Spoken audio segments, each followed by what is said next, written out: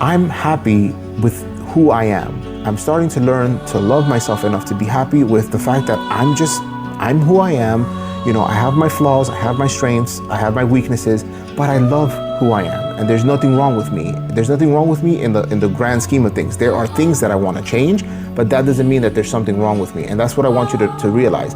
When I'm telling you guys to change, to love better, to be better or whatever, right? It's not saying to hate on the version of yourself that's not that. It's basically saying accept that version of yourself, but don't judge that version of yourself. Because what happens is you judge that version of yourself, then you're going to end up judging other people exactly the same way that you would judge yourself. And then what happens is you develop this basically negative psychological condition called projection. Projection is when you go ahead and put your negative junk and crap onto others, right? So a lot of people do this, and it's a really bad trait, it's a really bad habit, but they wouldn't do that if they learned to just accept themselves and realize, okay, I don't like this about myself. I don't like how I'm behaving. I don't like how I'm acting. I don't like that I get triggered by such and such. I don't like that I, blow up on these occasions.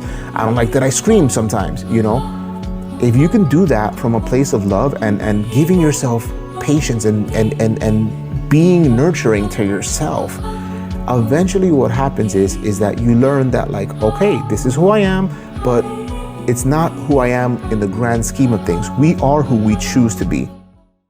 Good evening, ladies and gentlemen. It's May 20th, 2026. I'm here testing out my new mic and new setup that I have. I wanted to make a new video series. I'm calling it Dating Threads for now. In the future, if we think of something better, we can call it that, but I just figured let's keep it simple.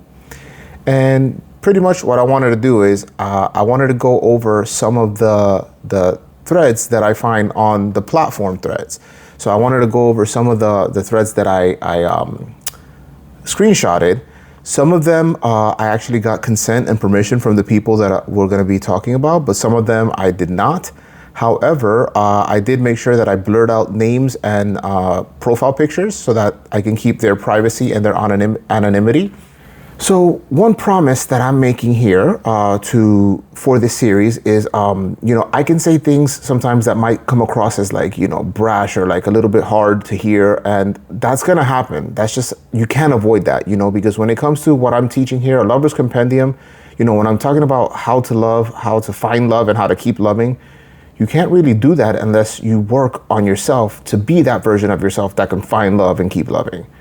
So I'm going to say things inevitably that's gonna get some people angry, that's gonna offend some people, but if you really pay attention to what I'm saying and how I'm saying it and why I'm saying it, you'll see that I'm not here to try to make people feel bad or break anybody down. In fact, it's quite the opposite. What I'd like to do is I'd like to build people up.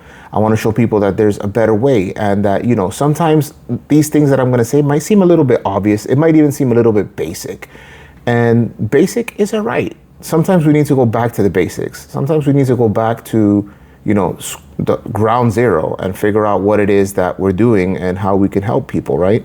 We're going to go ahead and start with the call to action here. And then as soon as that's done, we'll get right into it. What's good, ladies and gentlemen? CGR here, the author of A Lover's Compendium, with my cool shirt that I got here and my beautiful wife right here that inspired the book. I am here asking you guys to help me help you by giving me some likes, comments, shares, and subscribes. Okay, so yeah, thank you so much for commenting, sharing, and subscribing. See you later. Love better.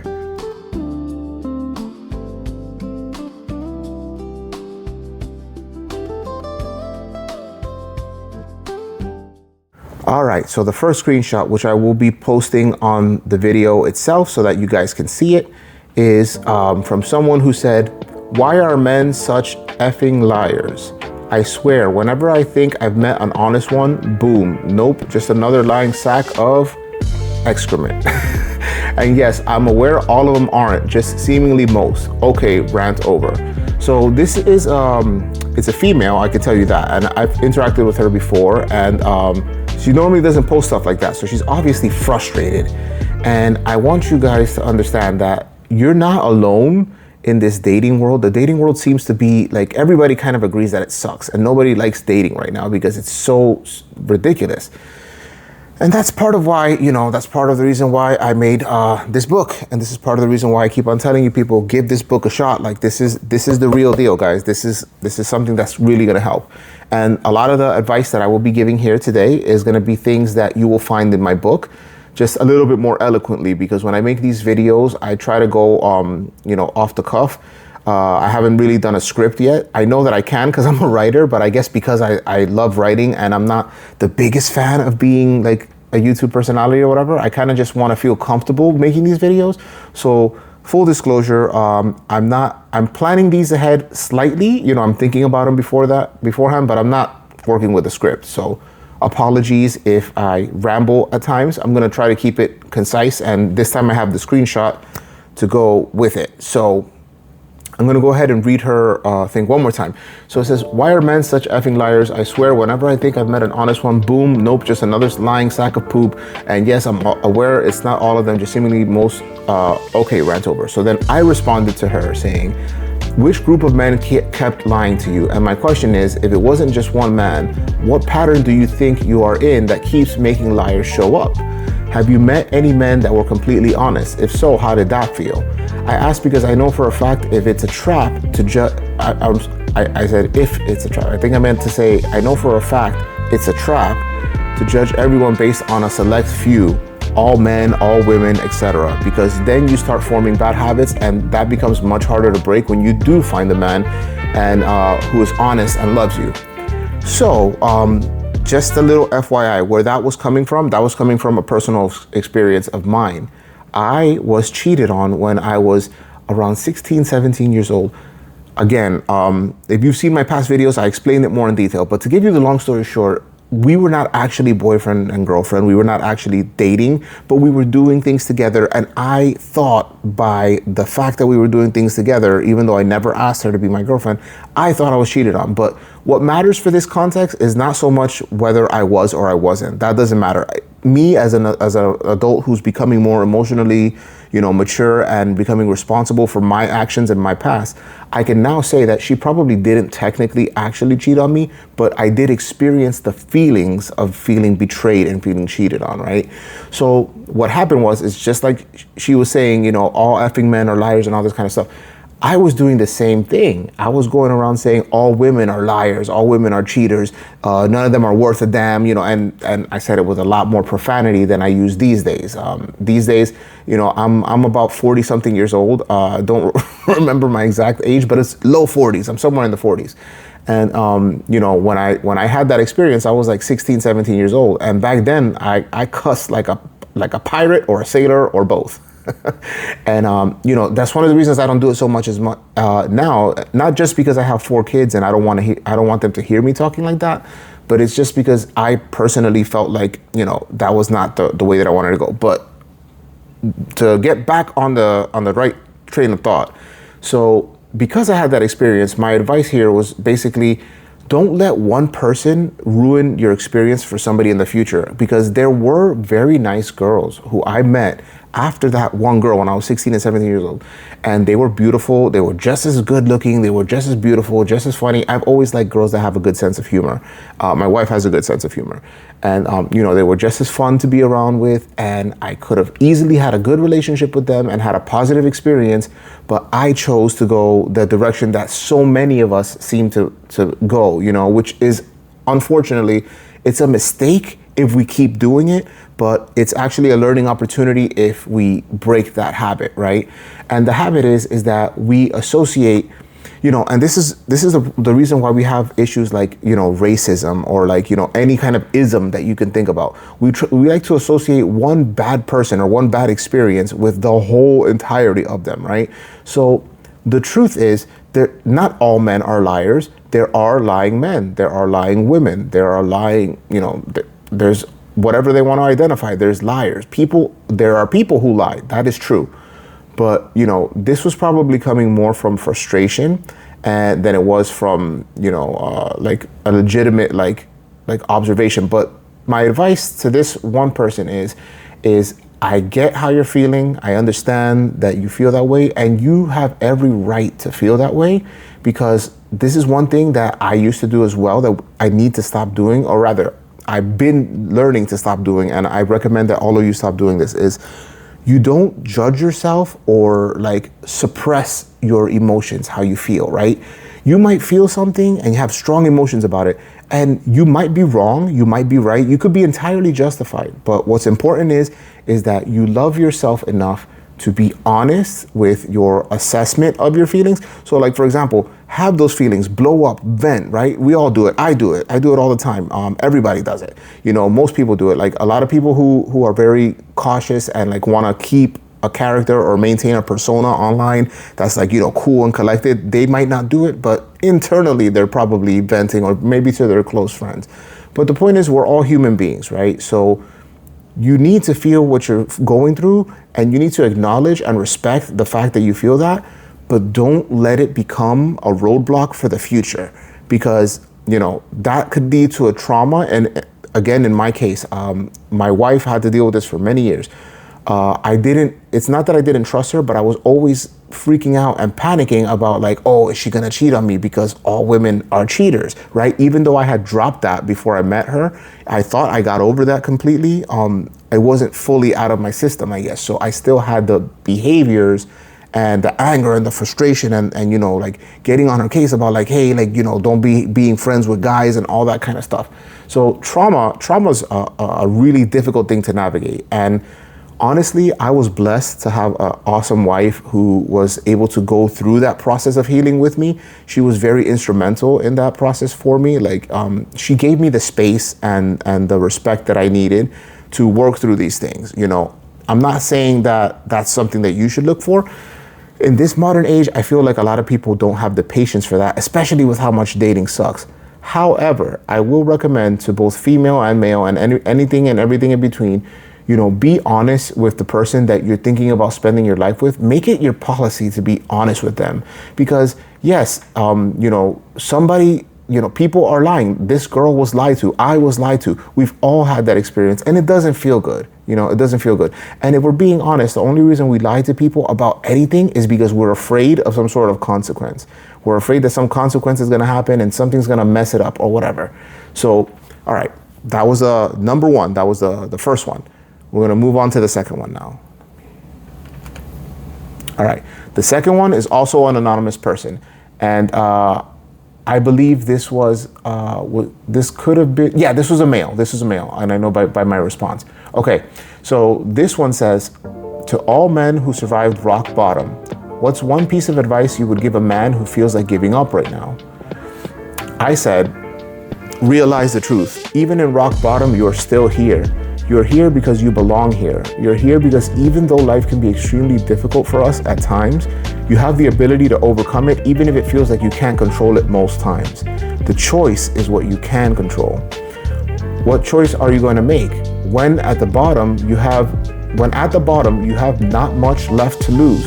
So climb up, claw up, and through the process, learn to start loving yourself, flaws and all. It helps a lot. So again, speaking from experience, right? Right now, to this day, I'm making this channel with the intention and with the belief that it's going to be one of those multi-million subscriber channels. And, you know, I might have like hard patches, or I might have a couple haters show up here and then.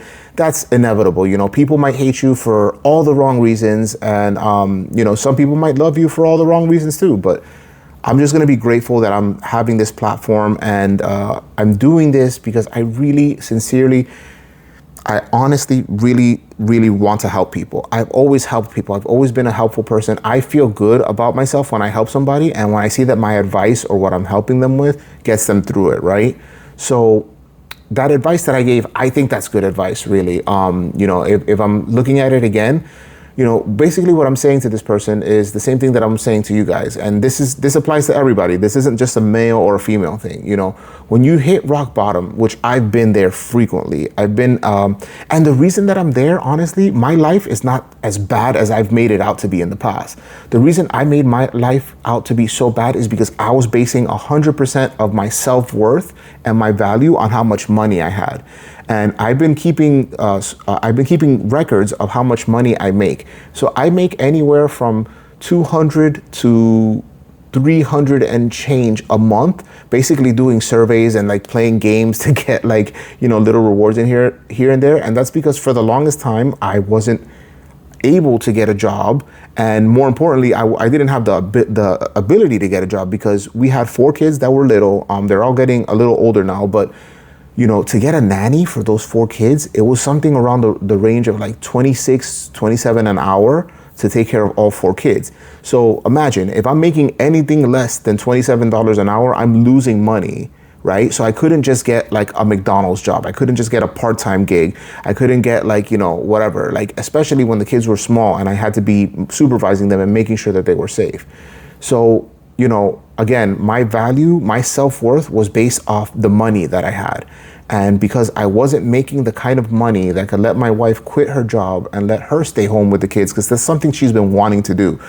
Some people might come to the assumption that because like she's the one working and making the money that like we wanted to do it that way. Like we didn't want to, but we just had to roll with the punches. We had to go through the rock bottom, my rock bottom of knowing and understanding that, hey, even though I'm not making the money that I want to make, I am taking care of my wife. I'm taking care of my children. And I'm not the easiest person to deal with when it comes to like patience. So I'm still learning a lot of patience. Like here on the videos, I'm talking, there's nobody talking to me right now. So I'm really good with people in person. Like if I'm talking to you, like I'm talking to the camera right now, the way I would be talking to you if we were just, if I didn't know you and I was just getting to know you.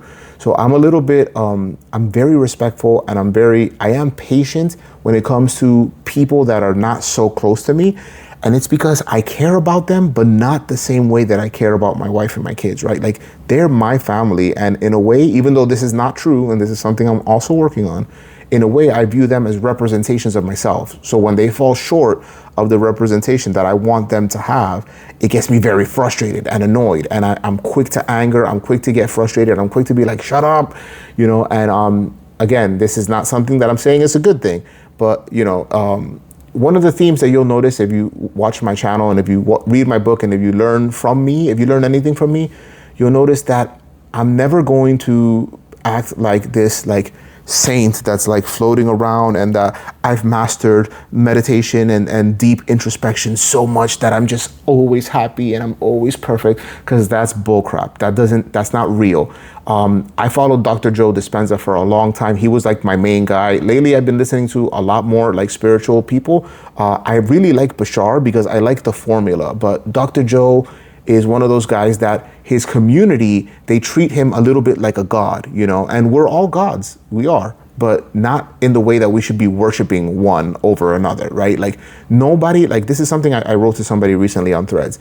I want you to say this with me. If you're watching this, like, please repeat this after me. And I'm going to say it like 2 times because I really want it to stick. I want you to say, I am better than no one, but no one is better than me. I am better than no one, but no one is better than me.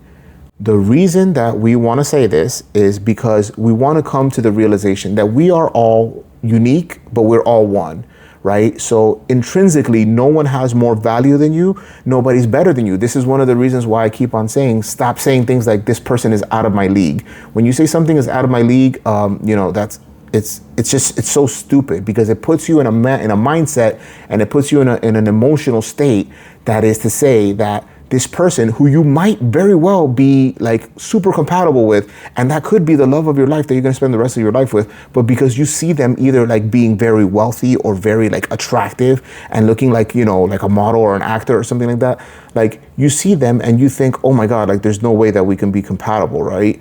But it's not true. I can tell you from experience, like if you look at me, I can acknowledge that I'm not the ugliest person that I've ever seen in the world. I'm not the most attractive. I definitely don't look like all the guys who get the most attention from girls, at least not when I was going to high school. You had like Brad Pitt, Tom Cruise, who else? Like, I don't know, like all those like, Justin Timberlake, like these skinny, like but muscular white guys with blue eyes or green eyes and like straight hair and the whitish European features. And by the way, I got some European in me, but I look more like my African descendancy and like my Middle Eastern descendancy that comes from like, Israel back in the days.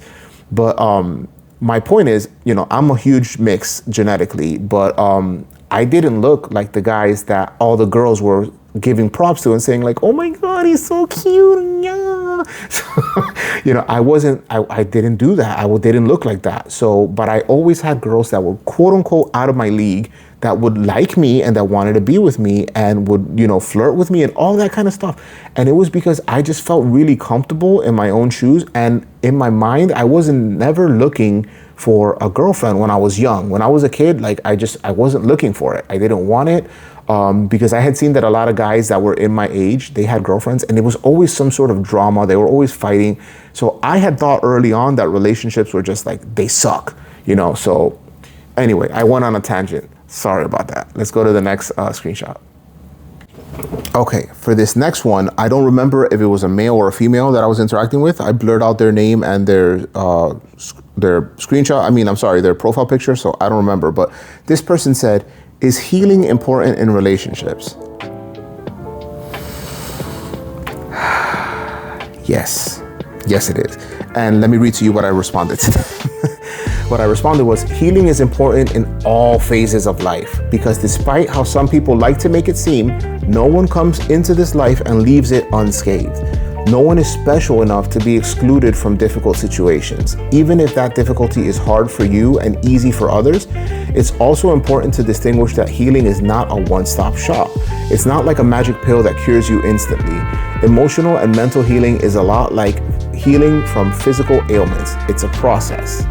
So, yes, basically, long story short version of this one, and I'll keep this one short since it was a short response, is the reason, what is healing? What do you think healing is? Do you think healing is, I'll tell you what I used to think healing was. And when people were like spiritual and like into this whole like world that I'm into now that I know is the truth, but back then when I didn't believe it, I used to be a lot more skeptical and I was agnostic for a long, long time. And that was before I kind of went like head first into like religion, into Christianity, like 10 different forms of Christianity, and then like Judaism and two or three different forms of Judaism. And that was excluding all the religious stuff that I learned in my religion minor because I just found it fascinating in Florida International University. Yeah, FIU. But yeah, I used to think that when somebody said that they were healed, I would be like, that's bullcrap. Why do you say that you're healed? Because you said that you were healed from this thing, but look at you doing that again. You're not healed. But now that I'm going through the process and I'm getting familiar with it and I'm starting to understand when we say healing, we mean something, but it's not really what it is. What we mean by healing is we think of it as like, I had stage 4 cancer and now I'm in remission and I no longer have stage 4 cancer. So I was healed of stage 4 cancer. However, if you know anything about the body and about, human bodies in particular, you can be healed from a condition and it can come back, especially if you keep doing the same things that caused the condition in the first place, right? So there's this concept called epigenetics. And epigenetics is basically the idea, the most simplified way that I can explain epigenetics to you is by saying like you have potential for genetic markers, right? So potentially you can have the potential for, let's say like cancer. Cancer is a bad potential. You don't want that. What triggers those bad potentials is typically stress, fear, hatred, all these negative feelings. Believe it or not, they actually affect your body. They actually affect your body like a lot more than people give it credit for. And it's usually because it doesn't happen overnight. We tend to think that this is something that, just it goes away and that's it. You're healed, right? But in reality, even when you heal from a physical sickness, you can have recurring effects, you can have lingering effects, and sometimes, you might heal from something and then it might come back a year later or 2 years later, and that's kind of a clue of how spiritual and emotional healing works as well.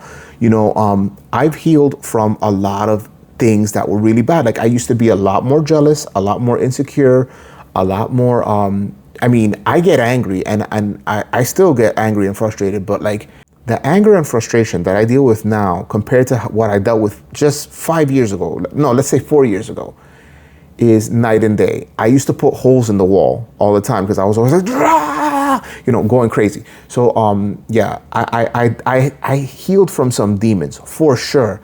However, that doesn't mean that I'm completely out of that water. Like, you know, every now and then. And I think this is kind of like God or the universe's way of testing you to see if you really have overcome certain things.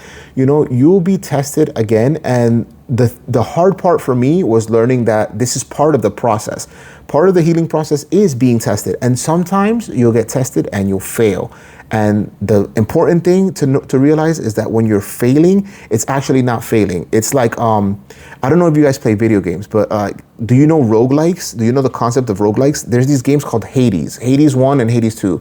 I'm starting to like Hades 2 now. I gave it a chance, but Hades 1 was, I played that game at least once a week, like for years. I've been playing it like even recently.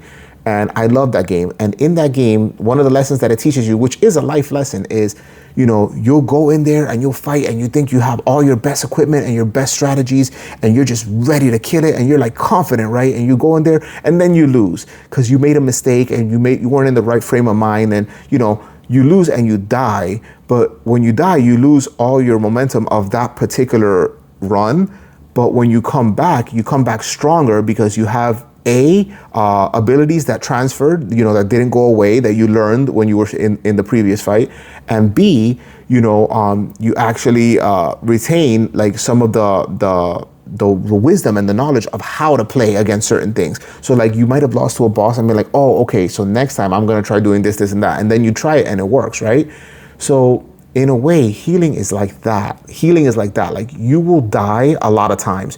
You will lose a lot of times. But just remember that when you lose or when you fail, you're actually succeeding, but just in a way that you know, it's a negative way, but it's ultimately a positive. Because a lot of times in, you know, spirituality and stuff like this, that what I talk about, you'll hear people that are like light bringers or light workers or whatever, and they tend to neglect the shadow. And what they need to remember, and what we need to remember as human beings, is there can be no light. Like, you know, you see this light that's shining on me right now? If I go ahead and turn it off, you might see the light from the other lamp that I have over there, but, you know, you don't appreciate the light until you see the shadow. So, you know, simple visual cue. But yeah, let's go to the next one. This next one is from a female, very cool. I'm gonna put the main screenshot on here, but I'm gonna go through the whole thing before I go back to the main one, just so that you see that she allowed me to use the picture, but not the name. So she wrote, okay, is this a legit thing? It feels really crappy, you know, SHITTY. And I've heard from a few guys at this point, I won't break this off. So if you wanna break up, you will have to. Are they saying they just don't wanna be alone? Or is this a crappy way of saying they like you? Like, what the F? So I said, that sounds like they're scared of being alone. So rather than just let you be and allow you space to find someone who will love you as you deserve, they are probably just thinking that it's better to be unhappy with someone than alone. They are scared, they are insecure, they don't think highly of themselves, and so it is only natural that they will treat you like you feel the same. And what I meant is, you feel the same about yourself. The question is, do you feel the same? Do you agree with this logic regardless of how bad it sounds? And she responded, I would rather be alone than with the wrong person. I mostly needed validation, and this was a ludicrous statement. I sometimes feel like I overreact. So I responded to her, I guess I didn't get that part of the screenshot, but I responded to her something along the lines of like, you know, it's really good that you're self-aware, and just know that, like, you know, you deserve better than that. So then she said, I appreciate that. As long as the name is blurred, that is fine. Where will the video be? And I said, I will post a long form video on my YouTube. This is my channel, so you'll see there, it's the youtube.com/@CGR, I think. Yeah. Thank you so much. I also promise that I will never talk about people in my video in a negative or disrespectful way. I just want to help people love themselves and find the love that is real and that they deserve. So I know that this space is filled with a lot of charlatans, a lot of frauds, a lot of scammers, and you know, I'm working with somebody now who's going to help me make YouTube content and like videos and stuff like that for social media, because this is not my wheelhouse. It's not my expertise. Marketing is not my expertise, but I feel so passionately and so strongly about what I'm doing, or what you know, about the mission. I feel so strongly about the mission that I just feel like I need to go through this and I need to learn how to do it right? So anyway, that was just a little note on that. But going back to her original post and the comment that I said, So yeah, this is not right, man. This is like, I know so many people that are, rather, I know of so many people that are in these kind of situations. And these situations are like, they're miserable, but it's better to be miserable in bad company, is what they think, than to be happy alone, right? Or to be miserable alone. But the thing is that, it comes back to learning that how to love yourself, right? Like, these people don't love themselves. They don't, because if they did, they would figure out, okay, do I actually want to be with this person? Do I actually want to keep on wasting their time? Is this person really the right one for me? If so, I'm going to make adjustments and I'm going to make changes so that I can be the better person for her that she wants me, that she needs me to be. Because this female, who knows what her personality is? I can tell from talking to her, I get along with her. But just because I get along with her doesn't mean that you will, doesn't mean that the guy who's dating her will, right? So she might be a better match for somebody who is more her style of communication and her way of expressing love. But, it's never right to be with somebody and to just be like, I'm only with you just because, like, you're a plan B. Like, who wants to feel like they're a plan B? Who thinks that that's like something that's going to make you feel good? And the thing that most people don't do, and I wish they would do it a lot more, is the golden rule. Do unto others as you would have them do unto yourself. And we can find that rule in every single religion and every single spiritual text and every single faith. It's like the universal law, right? Don't be an a-hole to people. Like, don't do things to people that you wouldn't want them to do to you. Because I'm pretty sure if she told him, like, hey, I'm just kind of with you, but I'm not sure if you want to be with me. So, hey, you want to, if you want to break up with me, you can, but I'm going to stick around because, I like the benefits that we have of being in a relationship together. And it's like, that's just not beneficial for you, and it's not beneficial for the person that you're with. And honestly, I know a lot of people get scared because of how much it sucks to date out there, but there are multiple people that are the right ones for you. And I'm not saying that this means date everybody and their mothers until you find them. Like, you don't have to date 2 or 3 people at a time. You can do one at a time. And you can pretty much, if you read my book, within the first 2 dates, you will know if you're actually compatible with this person and if they're the right person for you, right? Because you don't want to force things. You don't want to force anything. Like, think about, like, why do we hate rape so much as a society? There are people that unfortunately will do that if it comes down to it. But the reason we hate rape is because you're forcing somebody to do, it's like turning a beautiful act into a disgusting act, right? So it's like, you're forcing a person, whether it's male, female, whatever, you're forcing a person to have this deep, intimate relationship with you, but it's coming from coercion, it's coming from like, dominance, it's coming from like superiority. And all of this is coming from fear and self-hatred, because a person that loves themselves would never, ever force anybody to love them or to do something with them that they don't want to do. Why? Because they don't need anybody. Like, that's the thing, guys. Like, when you love yourself, you don't actually need somebody. You can want people, and that's perfectly fine. You can want people in your life. You can want to have a spouse. You can want to have a boyfriend, a girlfriend, a cat friend, whatever they identify as, right? But honestly, like, if you love yourself, you know that even if you break up with somebody, it's going to hurt. It's going to suck. It's going to feel like so bad. It's the worst. Nobody likes a breakup. Nobody likes a breakup because it feels bad. But if you think about it, the time that you waste being with somebody who's just not right for you is time that you could have been with somebody that was right for you, and time that that person could have been with somebody that was right for them.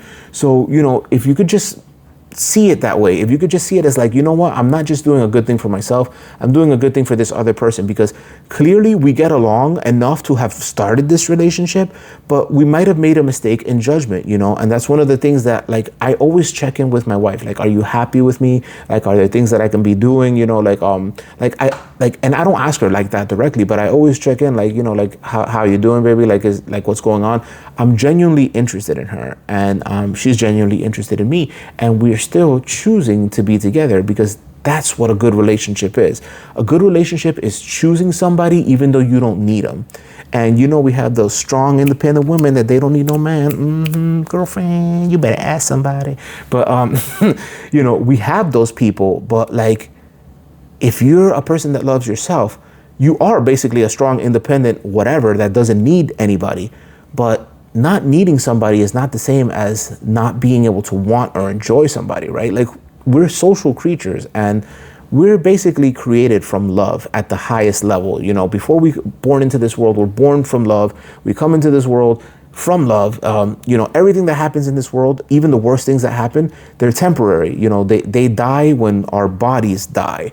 So it's like, you know, it's hard to wrap your head around that, because we see so much bad things happening in the world and so much hatred and so much negativity. But when you realize that you're just an actor in a movie, and all the people that are characters in your movie, whether it's like, you know, protagonists or antagonists, or like the villains, or like the NPCs, you know, the player, the extras in the background, these are all people that at some level up there in you know, divine whatever planning, they all agreed to play these roles for you. So this is why, like, spiritual people like Wayne Dyer, for example, he says your greatest teachers are not the ones that you feel comfortable with. They're the ones that really push your buttons and can make you go from 0 to 60 in anger, like in 5 seconds, you know?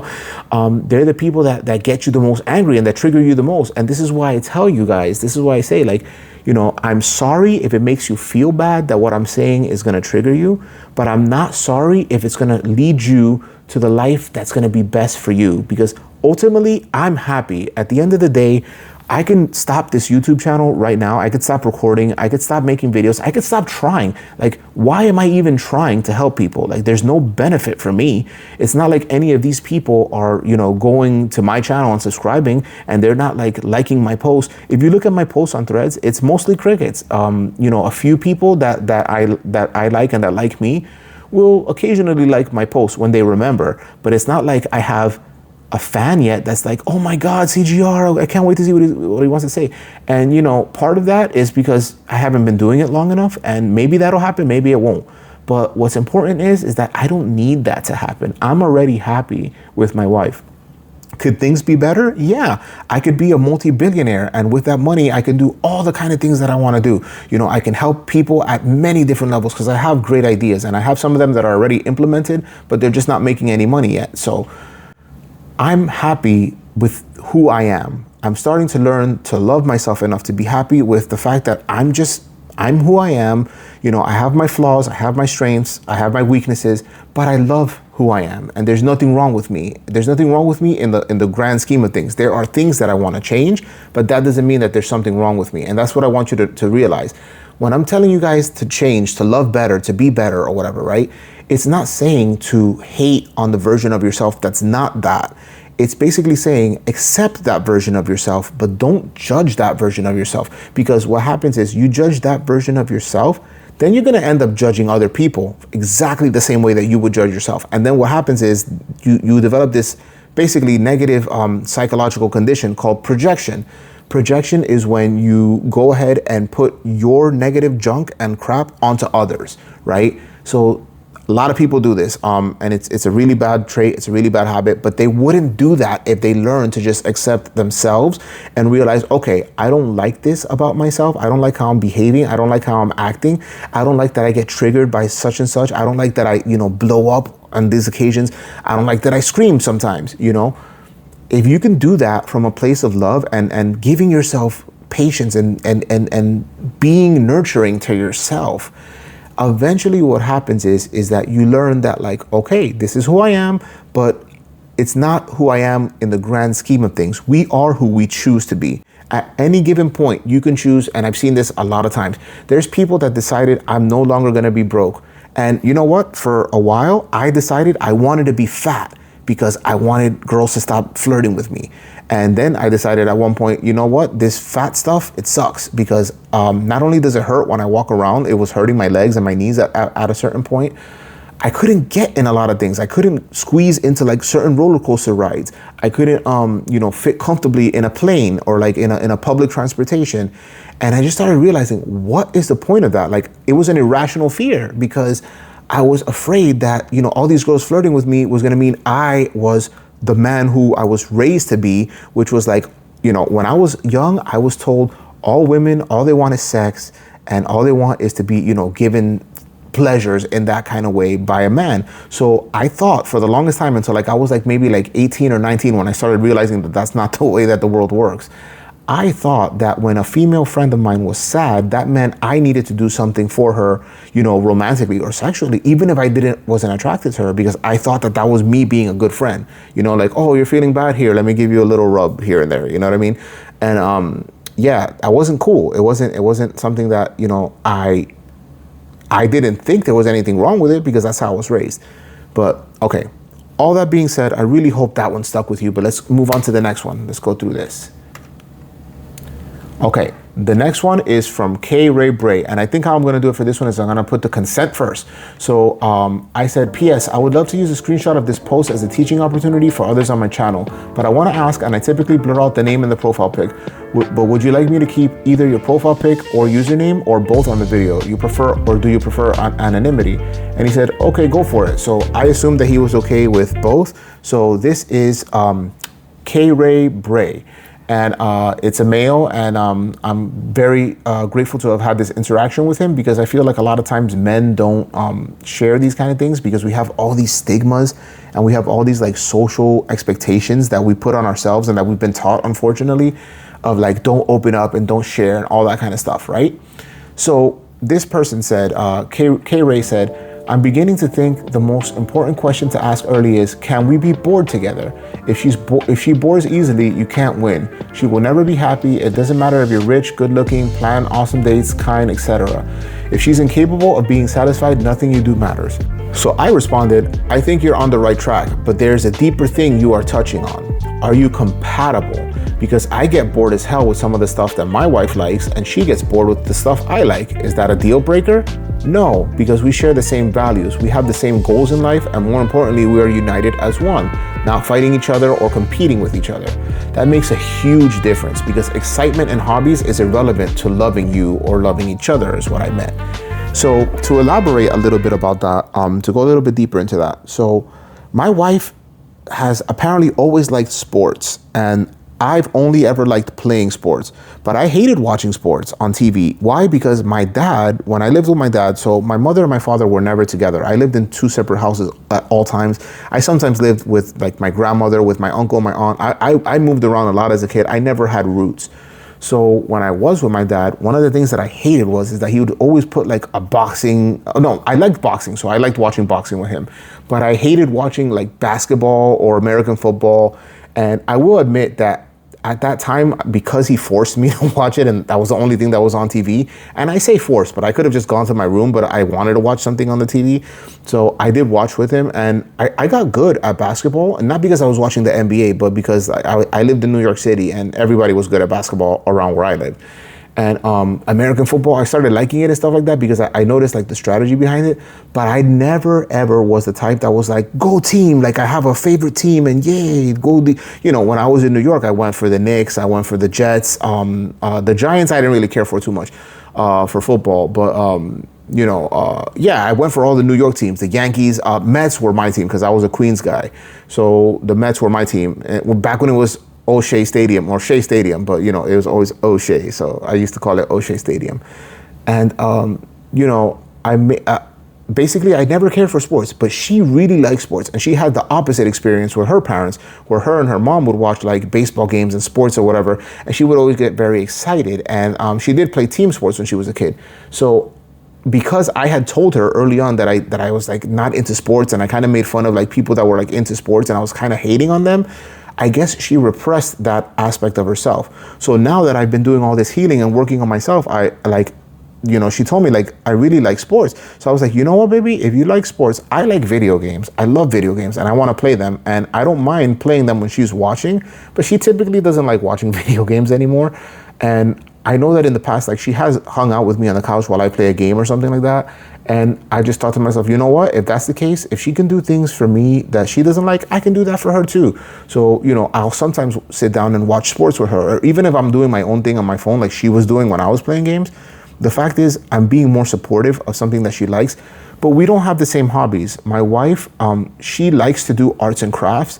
I like drawing, but I definitely don't like arts and crafts. I like writing and drawing, but she likes actually tactile stuff. So she likes crochet. She likes, she used to knit for a while.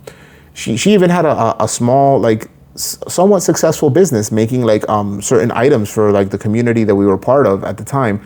And yeah, so, you know, when we ask the question, do you get bored with somebody? Yeah, I get bored watching sports or like doing certain things that my wife's into that I'm not. And she gets bored with my video game stuff. Like, she's not excited about it at all. She just doesn't care about it. And that's not a deal breaker, because at the end of the day, we're happy with each other for all the right reasons, because we're compatible. You know, we have the same core values. We agree on how we should raise our children. We agree on what we should teach our children. Sometimes though, because she's a mother and she loves her kids, sometimes she gets in my way, and that gets me really upset. And I have to remind her, like, listen, when we tell the kids anything, we have to be united as one voice, because otherwise they're going to be confused and they're going to grow up thinking that mom and dad have these separate agendas and we could just choose and pick whatever one we want.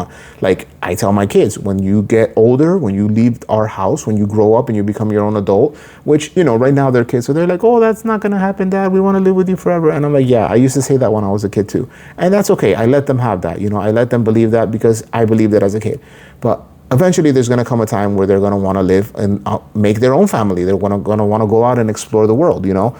And my job as a parent is to make sure that I give them all the right tools and all the right teachings so that when they go explore the world, they're people that are likable, they're people that are respectful, and they're people that can succeed anywhere that they go, because they know how to be respectful and how to, like, you know, be honest without being cruel or without being, like, you know, a jerk about it. So I'm teaching all these values to our kids. So every now and then, like, I'll tell them something and my wife will say like, oh, like, no, it's okay. And I'm like, no, it's not freaking okay. If I said that it's not okay, it's not. And it's for this reason or whatever, right? So, you know, we'll bump heads, and that's normal and that's healthy because it gives us an opportunity to grow. Sometimes she'll tell me something and she'll be like, but what about this, and that? And I'll be like, all right, damn it, you got a point. But still, like, you know, like, even if I can acknowledge her point, like, the point is we shouldn't do that. I think that we shouldn't do that in front of the kids. So we have those same goals, those same values. She mostly agrees with that, right? And we mostly don't fight. Like, honestly, like, there's times where we do argue or we do fight, and it's about things about, like, most of our fights comes from, like, when she wants to go and do, like, some socializing, because I don't have friends anymore, right? So it's not that I'm saying because I don't have friends, I don't want you to have friends, but she's the person that I want to spend most of my free time with, right? And when she goes to hang out with other friends, like, if she tells me that, like, she's not feeling it or she's not having a great time, then I get pissed off because I'm like, damn, you wasted the time I could have been chilling with you, right? But I'm also learning that it, you know, just because I don't have friends right now, I do want friends. I used to have friends all the time. My whole life I've always had friends. And I would like to have some friends. I'm open to that, right? But I don't have them yet. So that's usually our fights come from little things like that, like things that are not a big deal. They're not core values. They're not like, oh, like, you know, you've always done this and I've always hated that. And, like, you know, because if that's the case, like, why would we be together? If you've always hated something about that person, why are you together? You know, there's so many people that stay in a relationship and they come up with every excuse under the sun. Oh, because of our kids. Oh, because, you know, like, our community. Oh, because people are going to judge us. Oh, because people are going to think that I'm this and I'm that, right? It's stupid, because at the end of the day, nobody cares. Nobody freaking cares, okay? That's a fact. So yeah, that's that with that. So hope that one stuck. Let's go to the next one. All right, next one. Again, I'm going to start with the consent. This was from a female, and she said, wait, you want to use my post? Oh, please blur me. So I was like, yes, to help others going through similar things. And of course, I'll blur your photo as well. Thank you. So that was the consent. And, you know, I just wanted to show that I made the attempt to see if she wanted to be in the video, and that's okay, she didn't. So she posted, am I going mad? To hold a conversation, the other person is supposed to, like, ask you questions back, right? Show some interest. Oof, we got some stuff to unpack here. I could probably go an hour on this one, but her screenshot says, in case you can't see it on the screen, it says, ah, nice, good work. And then I think she says, aha, thanks, have you played for long? And this person says, started when I was young, but properly the last 5 years. And she says, I wish I'd started when I was young. Did you play at the weekend? And then this person says, yeah, I played Saturday at the RAC. So basically it looks like she's frustrated because he's responding to her, he's listening. But this, for my men, this one is important, guys. This one is really important. For men, I need you to understand, my fellow brothers, that even if you have all the reasons that you're afraid to do this, when you want a woman to like you, or you want her to know that you're interested in her, ask her questions, man. Ask her questions. I know it's difficult to do because us men, we tend to be very bad communicators. Like, you know, we're the kind of people that, like, we can become friends over nothing, right? Like me and one dude, like at one time at the science center, like I was watching a video and he was like, "Oh, you like that?" And he was like, "Yeah, cool." And I'm like, "Let's be friends." You know, and it wasn't actually like that. We became friends, but we were bonding like real quick. Like, guys are easy to bond with people, but it's very difficult for us to have those close-knit, very close friends, right? So women are very good at communicating, and they're very honest and they're very open for the most part. Like men, I'm like that. I'm very honest and very open. And I think that's one of the reasons why women tend to feel more comfortable around me, and they tend to like me more than guys, you know, because I'm more honest and I'm more open, and I'm not afraid to be myself. But yeah, actually, let me, I forgot to do this. Let me read what I responded to her as the comment. So I said, "This is a good teaching opportunity. I'm going to blur your name, your picture if you want, but yes, you're not wrong. You are not wrong. He is not showing interest in communication, but maybe that's not the whole story. Now, to be fair, men tend to be categorically worse at communication than women, generally speaking. He might not know how to communicate or how to express how he is feeling. Now, if you don't have patience for that, maybe let him know what you do need and give him a chance to show up," right? So this was advice that I was giving to her because of that very same fact that we were talking about, that men are just not naturally good at communicating. But here's the thing. Here's one of the things that I've been learning. And, you know, there's actually a Harvard professor she was on Diary of a CEO recently. And her whole thing is behavioral science and how to become likable, right? So this doesn't apply to just dating, by the way. This applies to all aspects of life. Like, when you remember something about somebody that you're talking to, like, you know, in comedy, like the callback, you know what that is? Like, for example, like if somebody's like, "Oh yeah, because, you know, like I went to school on Friday and I hate going to school on Friday." And then they do all these jokes, but then they bring it back to like, "And that's why I hate going back to school on Friday." Everybody laughs, and it's usually like a big roar. Like, it's like, "Oh, he brought it back. You know, that's so exciting." And if you think about that, if you think about why comics are such geniuses, that callback is basically like, even though they weren't having the conversation with you, they were letting you know that they were paying attention, right? And it makes you feel like, oh, they remembered what they said to me. They weren't just going on and on and on a tangent, right? So callbacks, my dudes, callbacks. When you're talking to a woman, if she tells you something, for example, like this girl said something like, "Oh, played for long." I don't have no idea what they're talking about. I don't know if they're talking about a video game or a sport. I don't know what the RAC is, but whatever it is that it is. Say that she asked you like, "Oh, have you played for long?" Right? And this person was like, "Yeah, for 5 years." Like, one of the things you could do in exchange is be like, "How about you? Have you played? Like, when was the last time you played?" Or like, you know, "What is it that you enjoy doing?" Like, be genuinely interested in a person, because the more you do that, the more they'll be willing to get comfortable and open up to you in terms of letting you know, like, "Oh, like these are my likes, these are my dislikes." So one of the things that I like to say, and I believe I have a quote in my book, which I'm not gonna get it right now because even though I wrote my book, I haven't read it in about a month or two. But anyway, there's this concept that basically when you show up as authentic and honest and real, it gives people permission to feel like, hey, you know what? This person is being vulnerable. They're being honest. I can do that too. I can do that too, because I'm not going to let them show up and just be vulnerable by themselves. And here's the thing. Say that you do show up like that, and then the other person is too scared to let themselves become more vulnerable, which is more often than not, I've never had that experience. I've never had the experience where I show up vulnerable and people just clamshell up and don't talk to me. It might take them a while to get there, but I always get them there. I always get them to open up. And that's because I'm the kind of person that, you know, going back to the Harvard professor, there's 3 types of communication. There's small talk, then there's whatever the next level is, like deeper talk, and then there's deep talk, right? So small talk, she says it's important because small talk kind of lets the inhibitions get down, lets you get rid of the nerves and, you know, kind of get comfortable with the situation. So she says don't waste a lot of time on small talk. So I'm going to go ahead and adopt that, because I didn't have her studies when I made my book, but it's something that I must have said it at least 2 or 3 times in different ways in my book. And that's the thing. If it works, right?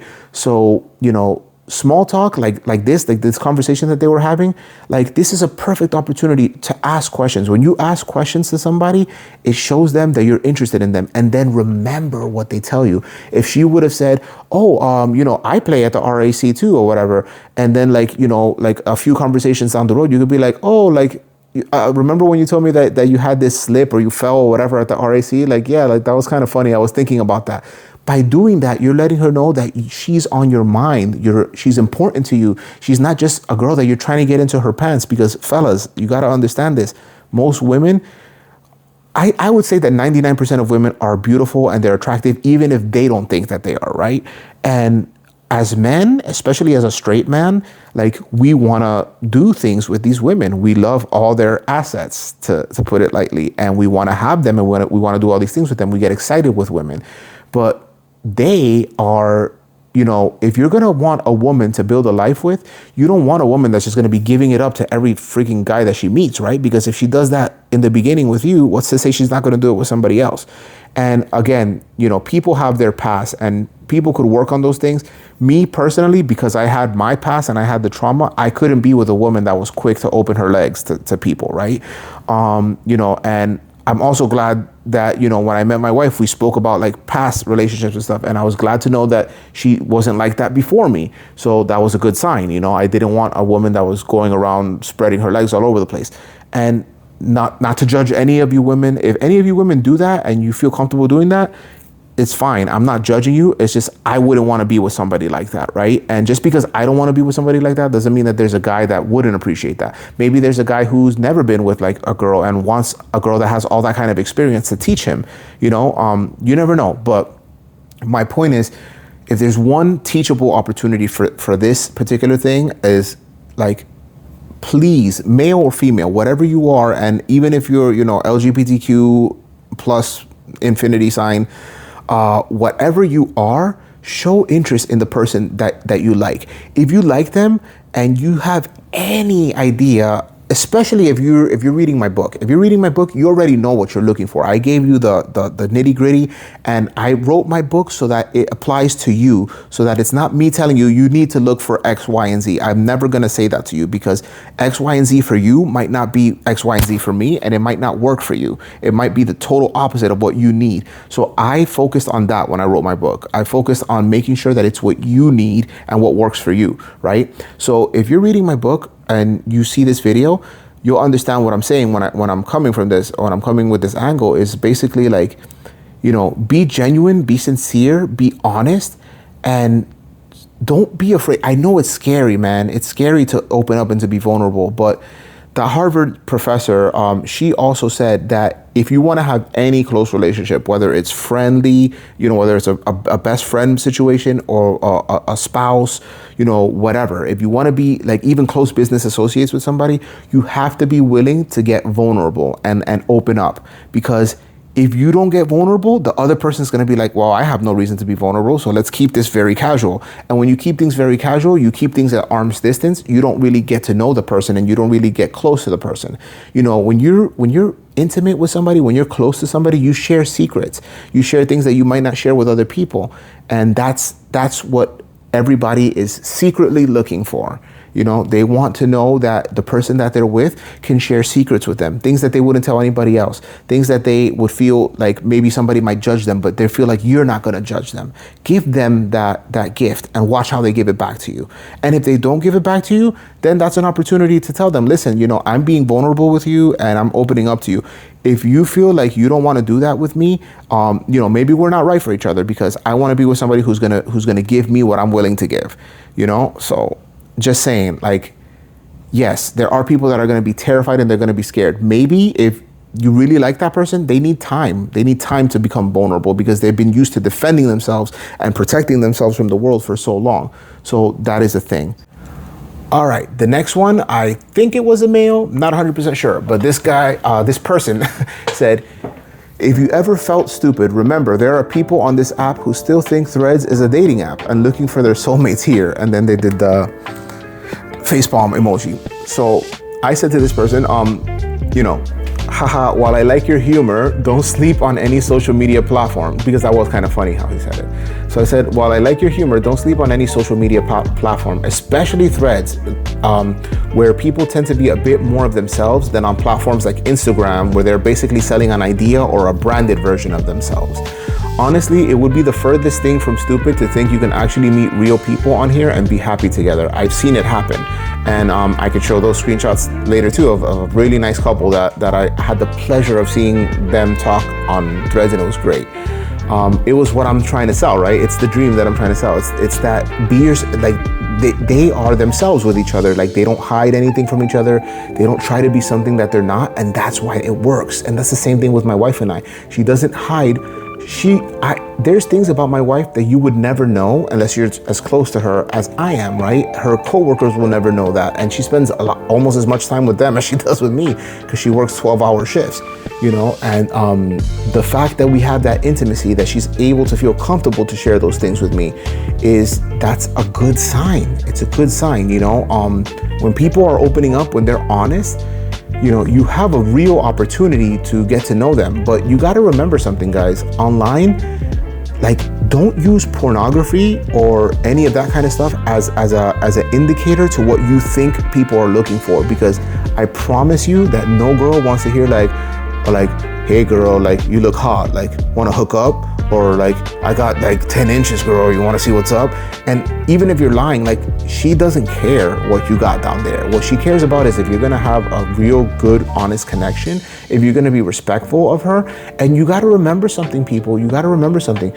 We are adults right now. I'm talking to adults, right? Because I make my videos for 18 plus. I usually don't restrict my videos unless I have a lot of adult graphic content. This one I kind of touched on a few things that maybe I want to restrict, maybe not. But for the most part, I'm trying to make my content more open to everybody, but made for adults. I'm not making it for little kids. And one of the things that I've seen a lot online is people trying to basically solicit girl, you're so sexy, oh my gosh, you're so fine, I want to do you, and do all this kind of stuff. They say it in different ways, but it's basically what they're saying. And the girl doesn't answer them, and then they think oh, what am I doing wrong? You're not talking, you're not being yourself, you're being an animal, you're being a ridiculous porn actor. And most females and most people in this world, including men, don't really want a porn situation, at least not when it comes to somebody that they want to spend the rest of their life with.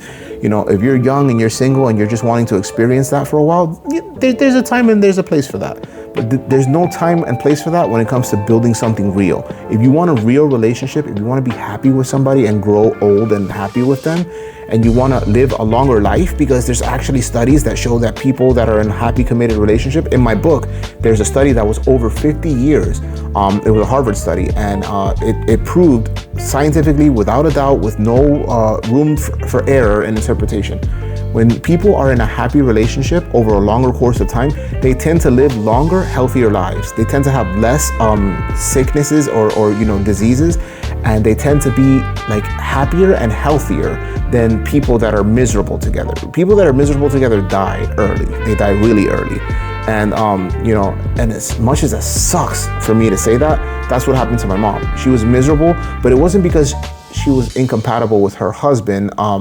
It was more because she just never learned how to be happy herself. I try to teach these things that I'm teaching in my book to my mom, and I wasn't able to reach her. And it took me a while to understand that it wasn't my burden or my responsibility to teach my mother these things. I tried, and I have to know that I gave it the best shot. But now she's no longer with us, and I believe that when the soul leaves the body, all that negative stuff that was in it just stays there. You'll probably take the memory of it when you go up there, but we're unlimited, multifaceted beings. So there's a version of her who's chilling in heaven, and the heaven that we think of.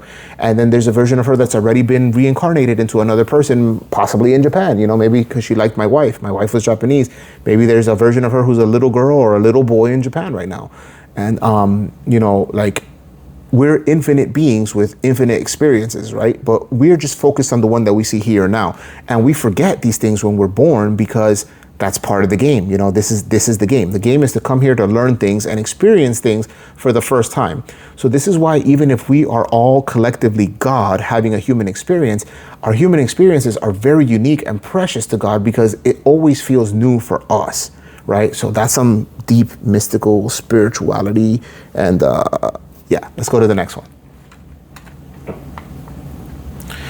All right, so this one was from a female. I seen her. She was a very pretty girl, by the way. She goes, so many men are saying they don't care about a woman's height if she's tall, but I don't buy it. I'm 6 foot and men do not approach me ever.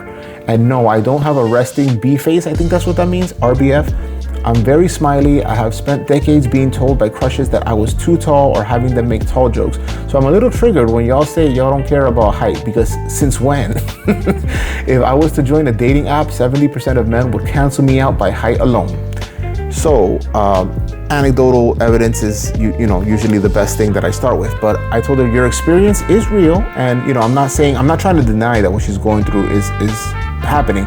Like, that's the thing, guys. When I tell you like to think about it a different way or approach it a different way, I'm never trying to deny your experience. And in fact, I've said this many times, like, I don't want you to deny your experience. I want you to embrace that part of yourself.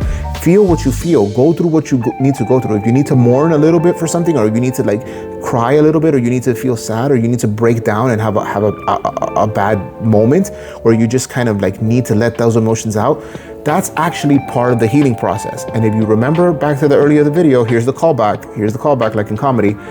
Healing is not an instant one and done thing. It's not oh yay, I used to be jealous and now I'm no longer jealous. No, it's like, I used to be this jealous and now I'm this jealous. And then sometimes I'm this jealous again, that's even worse than before, but now I'm resting here. I'm way down in the jealousy. And like, I can't draw a line with this because I don't have those kind of video editing skills. But pretty much what I'm trying to say is that we have ups and we have downs. There's peaks and there's valleys, as people call them.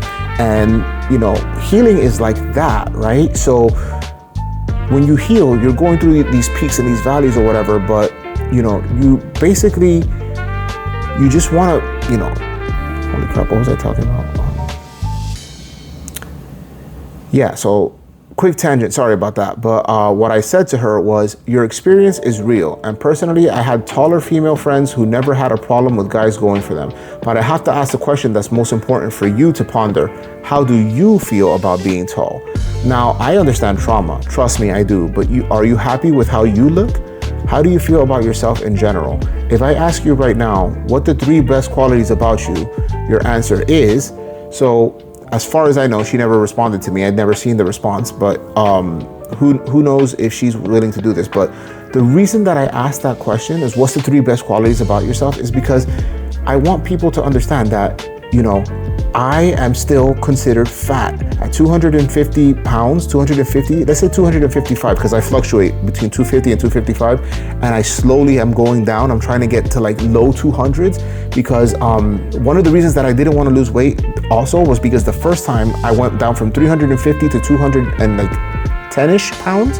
When I did that back in the days when I was like 19, 20 or 21 or something like that, what I didn't like was I looked too scrawny, right? So now I've been doing more weights and I'm not like super buff or anything, but I got my little muscle mass, I'm starting to get a little bit more manly looking. Like, I didn't like how I looked, so I didn't feel good about myself. People told me like, wow, Chris, you look so skinny, you look so good, like, wow, like you look really nice, like keep it up.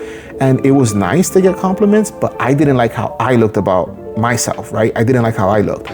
So when I ask these kind of questions, realize I'm not judging you and I'm not trying to make you feel bad. I'm trying to get you to see that there's things about you that are actually great and you're just not focused on it, because it's so easy for us as humans to focus on the bad stuff about us, right? On I messed up, I did this, I did that. And then we go into guilt and then we go into shame. And I can tell you right now, guilt and shame are not the emotions or the energy that you want to bring into a new relationship, because it suffocates goodness, right? It suffocates love. It suffocates, new experiences. Like, own it. Like, okay, like for example, for this woman, what I would tell you if we were talking right now is like, you're very pretty. You're a pretty girl. So what that you're tall? Like, okay, fine. Maybe like some guy that's short, he might feel insecure, but also remember how the online landscape is right now, Right now in the online landscape, girls are talking about if a guy is not 6 foot tall or more, he's not even gonna get a shot with this girl. Now, again, I seen this and it was hilarious. Like somebody was saying, "Oh, I didn't know that women were walking around with measuring sticks or with rulers, right? You know, like or to like see like, oh, like this guy, okay, yeah, you're 6 foot plus, you get to stay." Like, it's bullcrap. Like, people just say this because they're parroting what somebody said. And there was probably, the first girl that said that was probably like, "Oh, I like being with a tall guy," maybe because he could help reach things up there. But guess what? There's freaking ladders, people. There's step stools, there's ladders, there's all sorts of things that you don't need. Being tall doesn't give you any evolutionary advantage either. And it doesn't give you any kind of like advantage to like having better children or anything like that. You know, like short parents, my parents are shorter than me and I'm taller than them, and they were fine together. I mean, well, they weren't fine together, but it had nothing to do with their height, right? It didn't have to do with the fact that my dad was shorter than me or that my mom was shorter, you know, like about the same height as my dad. It had nothing to do with that. It had to do with the fact that they were just very incompatible people. The way they thought was very differently. And like, that's why my mom was never happy with him and he was never happy with my mom. And they kind of hated each other. And that's the worst thing you could do, man. If you have kids and you're like fighting with your spouse or you're going through a divorce, from my experience, I can tell you that was so traumatizing and so hurtful. And if there's one thing I wish my parents could have done different, is that they wouldn't have fought so much in front of me or like talked so much junk about each other.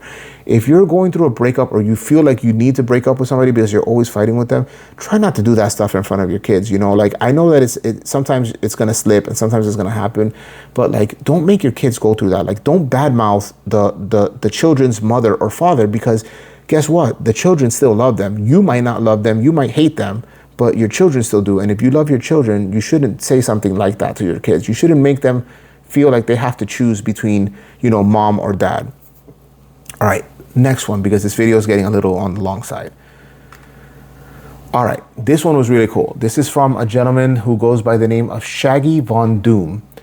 And he has a picture of himself, and he didn't verbally like tell me like it was okay, but I think by the fact that he liked it, he's okay. And if later I find out that he's not okay with this, I guess I'll use that as my learning experience to like not post their pictures or their names unless they actually verbally say so.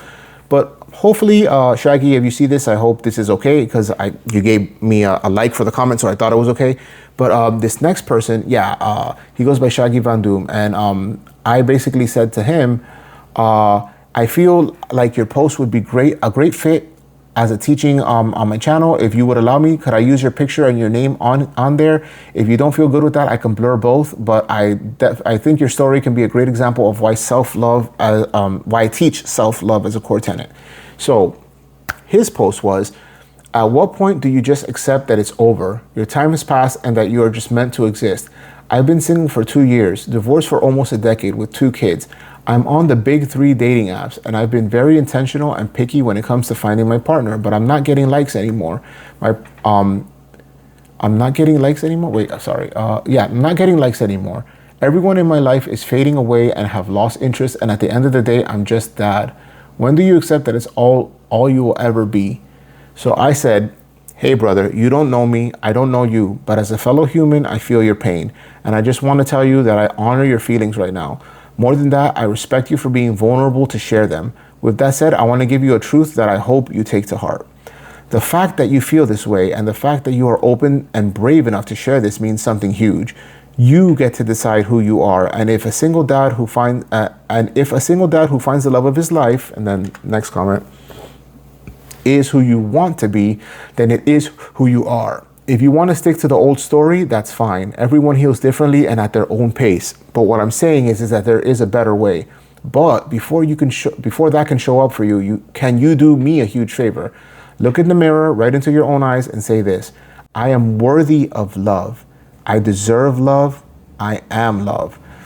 It's gonna feel weird and stupid, and then keep at it until you believe it. The difference that belief makes is huge. So he liked that comment, as you'll see here. And then going back to the original comment, right? You can see the pain in this guy's eyes, and you can see that he's frustrated because he's obviously a dad. So this is not his first rodeo. He's been with a woman before. He has children with her, right? But things are not going good. He feels lonely. He wants to be loved, and he deserves to be loved. Everybody does. all of you do. I wouldn't be making this content if I didn't believe that. If I didn't think that everybody actually deserves to be loved, like I said earlier, we're going to be the villain in somebody else's story, but we're always the hero in our own story for the most part. So as the hero in his story, he wants to find his heroine. He wants to find the person that's going to be happy with him.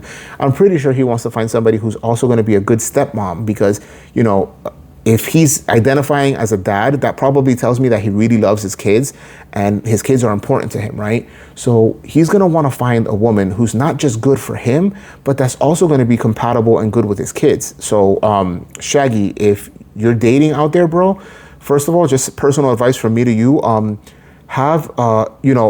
this is in the first 3 or 4 chapters of my book, but one of the things that I want to tell you is, first of all, identify. I want you to make a list. You could do this on a computer, you could do it on your phone, whatever you want to do it, but make a list of 5 things that you identify with, that are 5 traits in a person that are absolute must-haves. And try to limit the physical appearance to like 1 per category, okay? So you're gonna have 3 categories. You're gonna have things that I must have, things that I'm okay with, but I don't necessarily prefer, or you could call it whatever you want. But just the middle one is gonna be the neutral, right? You can go either way. And then the right column would be things that I absolutely cannot have, right? Have 5 things that are very important to you. Like, think about it. Think about what are these things that are very important to you. So like, I'll give you mine, or I'll give you like the ones that I had, right? And it's in my book. So one of the things that was really important for me is that I must have somebody who is, loyal, honest. I was looking for loyalty and honesty because I got cheated on, and I never wanted to get cheated on again. I was also looking for somebody who had a good sense of humor, who was into wanting to make their lives better. I was looking for somebody to build a life with, and also I wanted a woman. Like, my one physical thing was I didn't want a skinny woman. And no offense, there's a lot of beautiful, great spirited, like, skinny women who are in fact so lovely that if I was single, I would give them a chance just because of how good they are as a person. But if I'm being perfectly honest with myself, it wouldn't be a deal breaker, but I really want a woman with meat on her bones. I like a thicker woman. My wife is thick and she thinks that she's fat. And for Japanese standards, supposedly they called her fat when she was a kid a lot. I'm not saying supposedly because I don't believe her. I'm just saying it's because it's stupid, because she's totally not fat. I'm fat, she's not fat. But that was my must-haves, right? Things that were in the middle, I don't remember off the top of my head, but it was something along the lines of like, it's okay if she has like different color hair, but I prefer black hair, right? So like red hair or whatever. It's okay if she has hobbies that are different than mine. I remember that was a thing. And like, that's something that I talked about earlier in this video, is that we don't have to have the same hobbies. I'm a gamer, my wife is not, right? So that's not a deal breaker. That was in the middle. But then the 5 things that I absolutely could not have was a liar. That was number 1. Somebody who is flaky or like, doesn't commit to things. Somebody who's into parties or clubs, like that was a big red flag for me. And I have a whole story about that I can share another time. But I did not want any girls that were into like parties or the nightclub scene, right? And I also didn't like women that were all about dancing, or a woman that like showed off, that likes showing off. Like, my wife has an amazing body. Like to me, she has the perfect body, but you wouldn't know that because she doesn't dress in a way that is exposing her. And to me, that's a huge turn on, because I like that I get to see that personally and that nobody else gets to see that. I don't want anybody else to see that, Like, I'm pretty good at making love, but I'm not gonna show videos of it. Like, I'm not gonna make an OnlyFans, right? Unless there's like unless I can become a billionaire on OnlyFans, that's the only way I would do it. But no, just kidding. But like, I'm not gonna do an OnlyFans. As much as I love making love, and I'm pretty damn good at it, I don't want to show the world that. That's something that's private. That's for me. That's for my wife. So in the same way, I feel like her face, obviously she can't hide her face, because I don't want her wearing a burqa, because we're not Muslim. And I like Muslims. Just FYI, no beef with the Muslims. So yeah. But anyway, I like that my woman doesn't wear tight form-fitting clothes. And at the gym, I see that all the time. And as a man who is incredibly hungry and has an appetite for women, I would get me mad, because I would see them and I'd be like, damn, they look fine. And in my head, I'm already having this pornographic automatic video that's playing in my head, right? And this is because I was I was introduced to porn at 5 years old. 5 years old. I was like 5 or 6 years old, I want to say. No later than 6 years old. And that was my first experience with porn. And I was told that this is what you're supposed to do. This is what women like. This is what women are all about. So if you want to be good to girls, you got to make sure you do that stuff and do it good, right? So I guess I was too young to refute the logic. So I thought that's how the world was, and I thought that's how it had to be. So, so not to make it too much about me, even though I'm giving my anecdotal experience so that hopefully you can see that it's not just you that's going through this, but make your list, have your 5 things. The positive and the negatives are the most important. The middle you can get creative with, like think about things that you're like, oh, I don't really love this, but I'm okay if she does this kind of thing, right? And then for you, because you're a dad, I would say add 2 or 3 more must-haves and definitely cannot haves to the list. Like make it 7, right? And with those last 2, what you're doing is I must have a woman that is this way with my children, and I definitely cannot have a woman that is this way with my children, right? Because you're a dad, and clearly that's who you're defining yourself as, and there's nothing wrong with being a single dad. There's nothing wrong with being a dad. But if you want to find the next woman in your life who's possibly going to be the mother to your new children and hopefully a good stepmother to your existing children, you got to make sure that what you're looking for is, it's going to make it so much easier for you too. Like when you go on these dating apps, you're going to know right away what to look for. And it's also going to train your mind and your body to be like, damn, that girl is fine as hell, but she's hitting all these red flags, not for me. And then what happens is when you start doing that, you will waste less of your time and less of the female's time, because you can be very physically attracted to somebody, but if you're not compatible at all, that's going to end. It's going to end badly, and you're going to wish that you didn't do it. And you might enjoy it for the moment while it's good, but it's going to go bad. And the only way that it won't go bad is if both parties decide, I love this person enough that I'm going to change for them. But here's the rub. Here's the tricky part. You can't really change for somebody else. You have to change for yourself. You have to want to change, right? So I was never a jealous, insecure type person when I was younger, before I had that experience. So I don't like that I became that. So I wanted to change. I wanted to be better for my wife. And I also didn't want to feel afraid of like being around beautiful women, because for whatever reason, beautiful women, no, you know what? It makes sense what I was talking about earlier, because I'm honest and I'm open and I allow myself to be vulnerable. I think this makes women feel like, wow, what a breath of fresh air. Most guys are always hiding and trying to play this macho character that has no weakness and, nothing is wrong with me and everything is perfect. You know what I'm saying? Like, I don't do that. And because I could play around like that, and I do have a good sense of humor, and I could probably do good at comedy if I wanted to, but my point is, like, because my nature is to just be who I am, like, take it or leave it, I'm very unabashedly myself. I'm not ashamed to be myself, and I've never been ashamed to be myself. I think that's why women tend to fall in love with me quickly. But like, one of the things that I learned about myself is I was put in a situation one time with my cousin that, at the time I was under the impression that he was already like cheating on his wife, because they're in a terrible relationship and they are both lying to each other and to themselves about it. But I thought he was already cheating, because he had shown me pictures of somebody that I thought he was cheating with. And I shouldn't be putting his information on blast, but long story short, I could have cheated too. I could have done that, because that girl was 100% inviting me to the party. And I just told her, I was like, look, you're very attractive, and if I was single, trust me, I would be diving into you right now, and I'd be doing all the stuff that you probably want me to do. But I have a wife and I love her, and what's gonna happen is that if I do something with you, because I'm an idiot and I don't like lying and I hate lying, and I've trained myself to not be a liar, what happens is I'm gonna tell my wife that I did it, and then I'm gonna ruin my marriage, because she told me that if I ever cheat on her, that's it, that's game over for us. And I'm not willing to do that, no matter how fine I think you are, no matter how much you're begging me to do these things, and I find that to be so attractive. Like, when a woman is like wanting you like that, oh my God, it's like, that's heaven. Like, that's so great. I want to be wanted. Like, who doesn't want to be wanted, right? But I told her at the time, and I have no reason to lie, guys. I could have easily had her, and my cousin would have never said anything. He would have taken that to the grave.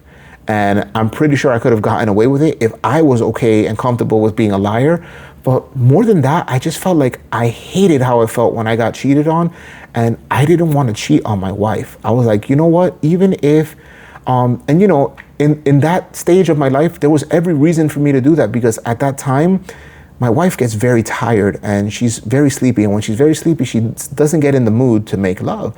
So I would always get pissed off, because there would be times where she would either be cranky about it or she didn't want to have it, and then I would be pissed, and then I would get to the point where I was like, listen, if you're going to keep on doing this, I had the opportunity, and I told her about who the person was, and I told her that I had a feeling that she wanted to, you know, do those things with me, and she was like, no, I don't think so, and then sure enough, I showed my wife the proof that she wanted to do those things with me, and she was like, oh damn. And then she found out that I asked her why she was willing to do all those things. And it's kind of sad, because, you know, I could sit here and be like, oh, she was being a whore or whatever. But the honest truth is that her husband didn't physically touch her or talk to her for like more than 5 years. First of all, I don't even understand how that is possible. Even if you have the most hideous person in the world, at least exchange words, right? Like, he must have had some sort of trauma, or maybe I asked her, I was like, listen, did you cheat on him and he caught you? Or like, were you flirting with other guys and he caught you? And maybe this is why he stopped being like that. And she was like, no, I swear to God, before like that happened, before he started treating her that way, she told me that she was like, I never even flirted with guys, and I barely even talked to guys. She was like, I was very private, I kept to myself, and I always respected him. And then out of nowhere, he just stopped talking to me, and he started like, you know, not touching me. And she was like, I have my needs. So I told her at the time, and I'm so proud of her, because even though I don't talk to her anymore, and the reason I don't talk to her anymore is because, you know, there was always the temptation that we were going to do something, so that door was always going to be open. So I didn't want to have that door open. But I am proud of her that the last time that I did speak to her, she told me, or rather not she told me, but my cousin told me, because he was still speaking to her, that she actually found somebody, that she stopped messing around, and she stopped returning his calls, and she stopped texting him and doing all the stuff. Like, you know, they were sexting, I guess. Sexting, is that what you call, is that a thing? Whatever. They were doing, like, sending each other lewd pictures and stuff like that, and videos, and you know, they were they were modern cheaters, right? You know, they were Zoom calling and showing each other all this stuff. But you know, apparently she stopped, and I feel like, I don't know if it was my conversation that led her to that, but I feel like I at least planted the seed, because I told her, I was like, listen, and I'm just gonna use her initial, so her name was T. So I was like, listen, T, you know, you're not a bad looking woman. You have humongous, like, she had like the knockers of the century. Like I think her bra size was like, she said like G or H or some letter that's way above D. And she was like, she hasn't been a triple D since she was like in high school. So apparently she's always been that well endowed. So I was like, there's men out there that they love that. You know, I appreciate it. I like a woman's breast, but I'm more of a butt kind of guy. But anyway, you know, like my cousin, he's a Tati kind of guy. So yeah, he was infatuated with her. Like, he was like, that's the best that I've ever had. I've never had those things so big before. So whatever. I was like, look, you're an attractive woman. Obviously, you got me and my cousin into a hotel room. And if it wasn't because I was not in a position that I was willing to cheat, you would have had two guys making love to you. And I asked her, I was like, but if that's the case, would you have been any happier than you were before that? And she was talking to me on the phone when I had this conversation, and she was like, I don't know, but I could tell she was thinking about it. And I was like, look, I don't want to put pressure on you, and I'm not trying to judge you or make you feel bad, but I was like, I feel like what you're doing right now is a Band-Aid. I was like, look, you and I, let's say my wife gives me permission, right? Because I even asked my wife, because I was like, this woman wants me so bad that I was like, if she's willing to let me do it, I'll have lunch at least once, right? So I told her, I was like, if my wife says, I give you permission to do a one-time thing with T, and you know, and we do it, and I just rock your world, you know, and I give you everything that you're looking for and everything that you want, and I make you feel like I really truly love you for that moment that we're doing our thing, right?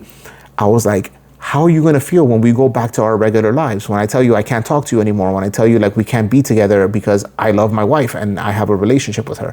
I'm like, it's going to make you feel like crap. So I was like, this that you're doing, it's a Band-Aid. And I was like, and I get it, because you're a human and you want affection and you want to be touched and you want to be made love to. We all do. All humans want that, right?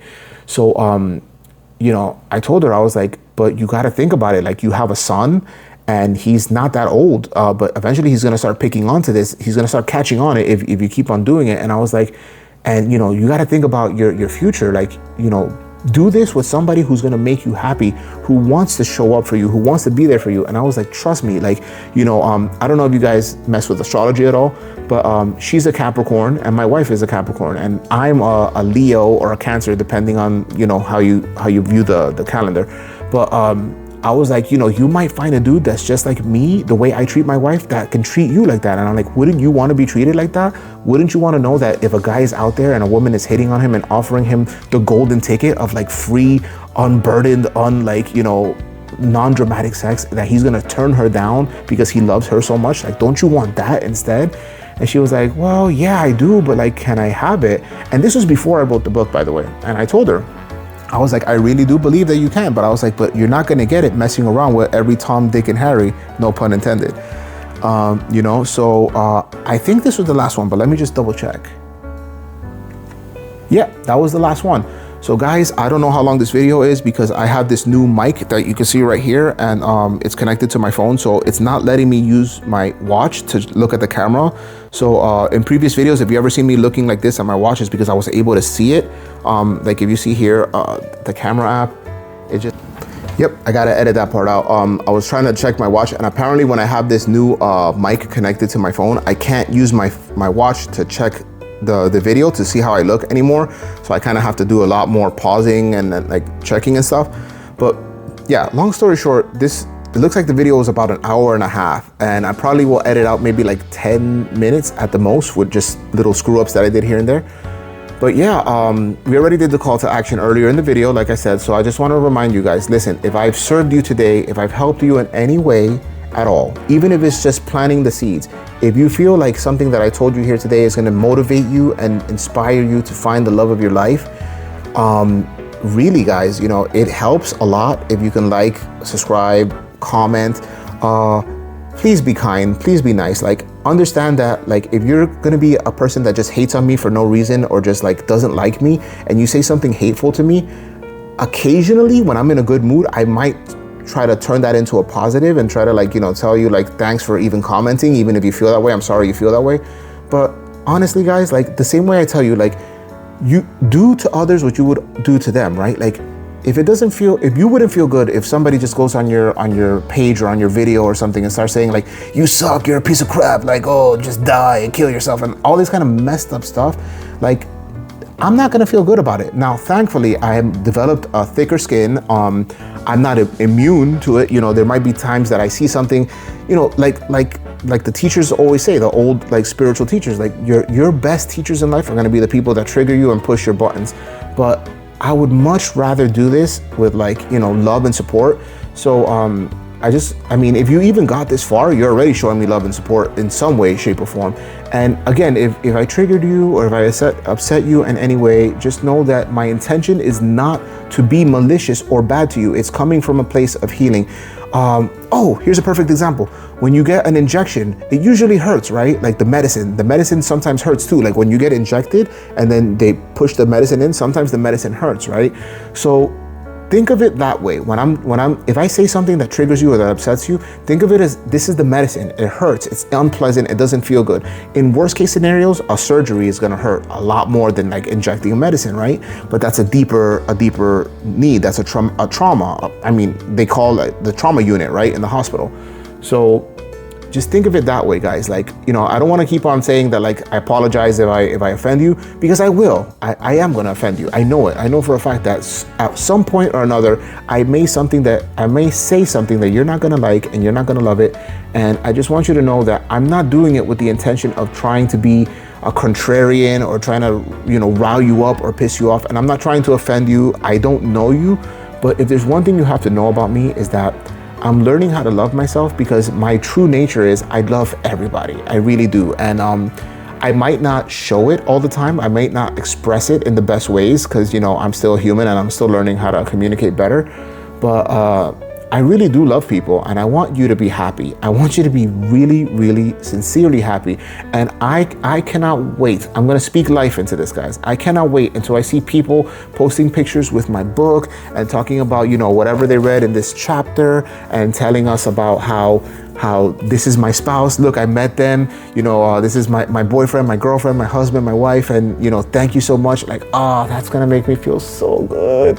So if there's anything that I've done to serve you or help you guys, help me out by liking, commenting. If you could subscribe. You know, I don't post every day. I try to post at least once a week. I try to have a long form content once a week. I'm gonna take this video, break it into a lot of smaller shorts. I've been trying to do intentional shorts that are like, you know, 5 to 15 seconds as per the recommendation that I was given. But I'll also make longer shorts that are like 2 to 3 minutes long, or maybe a little bit longer, based off this video. So this main video is going to be on YouTube because it's going to be too long, I think, even for like TikTok and Instagram and all those kind of things. And then I'll post a link to the main video, but I'll generally make some shorts out of it. So I really hope this served you guys. I had a lot of fun doing it. It was fun doing the research and talking to people on Threads. And it looks like I'm never gonna run out of content until my book becomes like the most popular book in the world and everybody's doing it. And all of a sudden people are like, dating is great and I love dating or I love being with my spouse and I'm so happy that I read the Lover's Compendium. Oh man, like, yeah, let's hope. It's gonna happen, guys. But thank you so much for watching. I'm gonna go ahead and end this video now. And it's 1:27 in the morning. It is now the 21st of May and I am tired. I gotta wake up to take my kids to school in the morning. Thank you so much for making it this far with me. Many blessings. See you later. Love better.